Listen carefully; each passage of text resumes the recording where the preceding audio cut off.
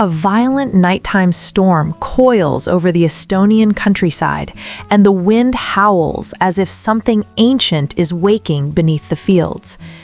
Inside the National Flood Monitoring Center, rows of screens flicker in harsh blues and greens. At first, it looks like ordinary interference until river-level sensors begin to fail in sequence, as if someone is cutting threads one by one. Static spreads, data feeds stutter, freeze, and collapse. On the main dashboard, a blinking red icon pulses fast, then slower, until it resembles a heartbeat flatlining. An emergency operator leans in, her breath catching when every channel drops at once. "We've gone blind," she whispers, and the words land like a verdict. Outside, the river roars in the darkness, unseen yet undeniably rising, pressing against the fragile edge of human preparation. How do you fight a flood you can't see coming? 17-year-old Kaia sits in her small bedroom on the outskirts of Tartu, lit only by the pale glow of 2 computer monitors.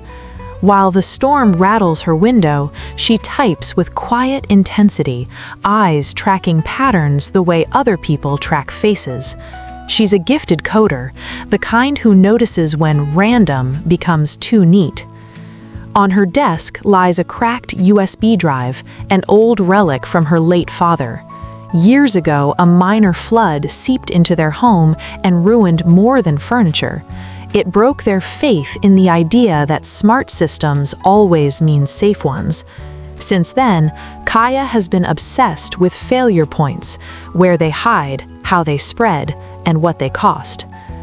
Across town, Captain Rasmus, 38, stoic and shaped by emergencies, sits in Civil Protection Headquarters rereading an old paper flood logbook.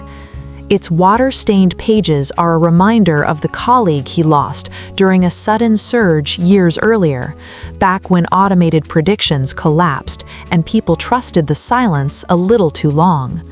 Because of that memory, Rasmus respects technology, but he never worships it. This is Estonia, celebrated for digital sophistication. Public records, transport, utilities, emergency alerts, nearly everything runs through seamless networks and automated lines of code. Even floodgates respond to algorithms instead of hands. Yet the cleaner the system, the more devastating a single fracture can be. Because when the code fails, so does the country. Kaia leans closer to her screen as public flood monitoring data begins to loop in an unnatural rhythm. Normal lag has randomness, this has intention. So she runs a diagnostic, expecting overload. Instead, her stomach tightens. Someone is manipulating live environmental feeds. At the same moment, alarms erupt in the National Emergency Center. Every river-level reading across southern Estonia vanishes in an instant, plunging the monitoring grid into blackout. Operators scramble, refreshing dashboards, switching servers, rerouting to backups, yet nothing responds. Consequently, the room that used to feel like control now feels like a locked cockpit losing oxygen. Outside, rain thickens into sheets. The river rises silently, and the movement is invisible to the people sworn to watch it. Then, the unthinkable. Backup servers begin wiping themselves. Files dissolve line by line as malicious code spreads like poison through the infrastructure. Rasmus arrives at the control room, jacket damp, jaw tight. He studies the empty screens, each one a dark mirror reflecting their uncertainty. "Manual systems are gone," he says, voice low. "We have nothing." A wall monitor glitches, flashing a digital map for half a second. A bridge near Tartu flickers, fades, and disappears entirely. It's only a symbol, but it feels like trust collapsing right before the flood arrives. Kaia doesn't wait for permission. She runs through the storm to the emergency headquarters, soaked to the bone, laptop hugged to her chest. When she bursts inside, she's met with the sharp smell of coffee, overheated electronics, and fear. She shows the officers malware signatures and explains how the repeating loops suggest deliberate manipulation. However, most dismiss her. To them, she's a teenager with a theory, not an answer. Rasmus folds his arms, unimpressed, not because he enjoys shutting her down, but because he has seen brilliant fixes fail at the worst possible time. "We don't need kids," he says. "We need solutions." Kaia swallows hard. "Then let me show you one," she replies, and sets her laptop down. She pulls out the cracked USB drive, her father's, and plugs it in. With shaking fingers, she runs a recovery script she built to extract fragments from corrupted sensor logs and rebuild a readable stream. For a breath, nothing happens. Then one flood sensor file flickers back to life on the main screen. A single, real data point, the first the center has seen since the blackout. Silence fills the room like held air. Rasmus watches her hands, then her eyes. His skepticism doesn't vanish, but it changes shape, softening into reluctant respect. She isn't guessing, she's steering. He nods once. "All right," he says, "we work together." As the cyber attack deepens, the town's smart water pumps begin firing randomly, spraying torrents into empty streets while failing to drain the low zones that matter. Meanwhile, automated floodgates lock into the wrong positions, some wide open, others sealed shut. The system designed to protect Estonia is now actively misdirecting it. Then, evacuation alerts blast through residents' phones, first urging them to flee, then seconds later ordering them to stay indoors. Because the messages arrive from official channels, people believe both, and the contradiction hits like a shockwave. Neighbors pour into streets. Some try to drive out, others abandon cars when roads clog. Children cry, elders hesitate at doorways, stuck between competing commands. Families get separated not by water, but by misinformation. Inside the emergency center, Kaia stares at a wall of monitors blooming with red error screens, each one devouring the next like digital wildfire. Her throat tightens. "My father said tech would protect us, but now it's attacking us." Rasmus steps beside her, steady amid the alarms. "Tech is just a tool," he says. "People save people." Outside, house lights flicker as the grid destabilizes. Darkness creeps block by block, and with it comes a second danger. When trust collapses, even the best warning becomes noise. Kaia forces a breath and pivots. If the digital world is compromised, they need something older, something the attacker can't reach through a network. So she drags dusty boxes from the basement, ham radios, analog sensors, old transmitters people once mocked as antiques. Nevertheless, she treats them like lifelines. She cleans corroded contacts, rewire connectors, and tests frequencies until a clean tone returns. Rasmus, seeing the direction, shifts strategy immediately. Instead of waiting for national systems to recover, he orders a local, human-powered response. If the network is poisoned, he tells his team, we go offline, we go community. Word spreads fast. Retired radio operators arrive, tuning frequencies by memory. Teachers and students form mapping teams, turning a school hall into a planning room. Hobby drones launch into the wind to scan riverbanks and transmit raw visuals back to town hall. And because radios can falter in heavy weather, Rasmus organizes data runners, locals on bicycles carrying written updates between sectors. Analog maps unfurl across the floor, markers scratch across paper as new flood lines are drawn by hand. Consequently, the once quiet building becomes a living emergency hub, powered not by code, but by coordination. In a dim office, someone lights a single candle. Its warm glow pushes back the cold blue of failing emergency lights, and although it's small, it becomes a signal.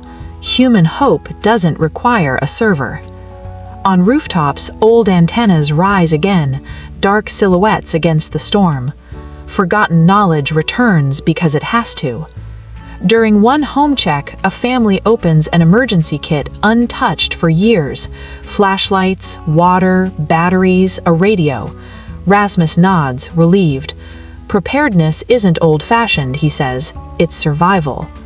The town, once digitally crippled, begins to regain strength, offline.